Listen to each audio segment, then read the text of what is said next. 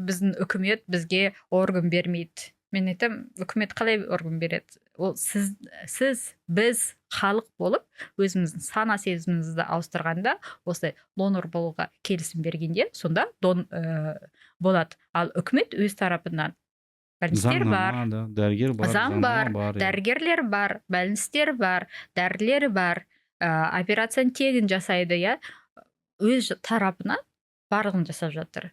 Тек қана енді халқымыздың өзіміздің сана сезіміміз ауысып, кішкене жақсы жаққа бөлініп, көбірек білімімізді арттырып, сонда ғана біз өзімізге көмектескенде, сонда біздің листа жинаймыз азаяды.